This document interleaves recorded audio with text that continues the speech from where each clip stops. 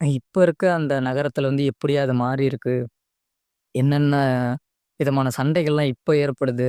எந்தெந்த மாரி அவங்க லைஃப் ஸ்டைலோட சேஞ்சஸ், அதுக்கேத்த அடாப்டேஷன் அப்படின்னு சொல்லிட்டு ரொம்ப பியூட்டிஃபுல்லா அதில நெறைய எமோஷன்ஸ் எல்லாம் ஹேண்டில் பண்ணியிருப்பாரு. மனசுக்குள்ள இருக்க ஈவில்னஸ்ஸு, குட்னஸ்ஸு, தப்பு பண்றது, சாரி கேட்கறது, மிஸ்டேக் பண்றது, அன்புக்கு ஏங்குறது அப்படின்னு சொல்லிட்டு எல்லா விதமான எமோஷன்ஸையும் அந்த படத்துல சூப்பரா டீல் பண்ணியிருப்பாரு. அவ்வளோ ஃப்ரெஷ்ஷா இருக்கும். கேரக்டர்ஸா மொத்தமே ஒரு 2 கேரக்டர்ஸ் தான் மெயின் கேரக்டர்ஸு. அங்கங்க சின்ன சின்ன கேரக்டர்ஸ்லாம் வருவாங்க. பட் ரொம்ப சூப்பரா அவங்களுக்கான ரிலேஷன்ஷிப்ப வந்து அவ்வளோ அழகா பேசியிருப்பாரு. ரொம்ப நல்ல படம் பாருங்க.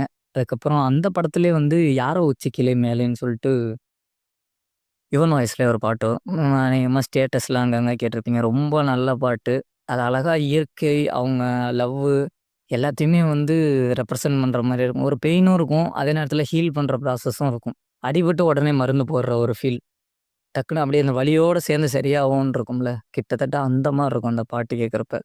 அது யுவன் வந்து நமக்கு தனியா இந்த இன்ஸ்ட்ருமெண்ட் இந்த ஃபீல் தருது அப்படின்னு சொல்ல முடியல. ஏன்னா நமக்கு அது மியூசிக்கா ஒண்ணும் தெரியாது. பட் அது கேட்கும்போது அது குடுக்குற எக்ஸ்பீரியன்ஸ வந்து நான் முடிஞ்ச வரைக்கும் அத வார்த்தையா மாத்த ட்ரை பண்றேன். அதுதான் வந்து அந்த காயம் நமக்கு பட்ட உடனே மருந்து போட்ட ஒரு ஃபீல். ரொம்ப சூப்பரா இருக்கும். இந்த "யாரோ வச்சு கிளிமேலு".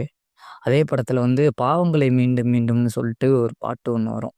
அதுவும் என் பிளேலிஸ்ட்ல இந்த 2 பாட்டுமே இருக்கு. ஆக்சுவலா ராம், யுவன் இந்த காம்போல இருக்க எல்லா பாட்டுமே பிளேலிஸ்ட்ல இருக்கு.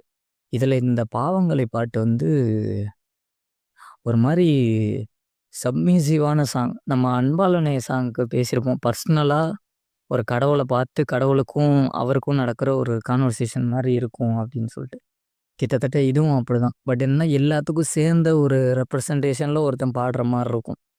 ஏன்னா கிட்டத்தட்ட இந்த வயசுல ஒரு 24, 25 வயசுல ஒரு ஆள் வந்து ஏதோ ஒரு சின்னதா ஒரு காதல்லயோ, இல்ல அந்த சம்மந்தமா ஒரு மிஸ்டேக் பண்ணிடுறான் அப்படின்றப்ப, நம்ம மட்டும் தான் இத பண்றோமா? இல்ல பெரிய தப்பு பண்ணிட்டோன்ற ஒரு ஃபீல், இல்ல கூட இருக்க நம்மள மாரி இருக்க எல்லாரும் இந்த தப்பு பண்றாங்களா?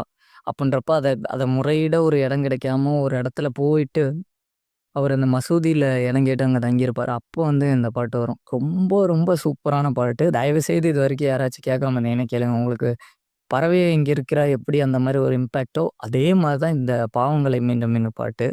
ரொம்ப சூப்பரான பாட்டு. அவ்வளோ ஒவ்வொரு லைன்ஸுமே கோல்டுன்னு கூட சொல்லலாம். அவ்வளோ நல்லா எழுதியிருப்பாங்க. கேட்டு பாருங்க.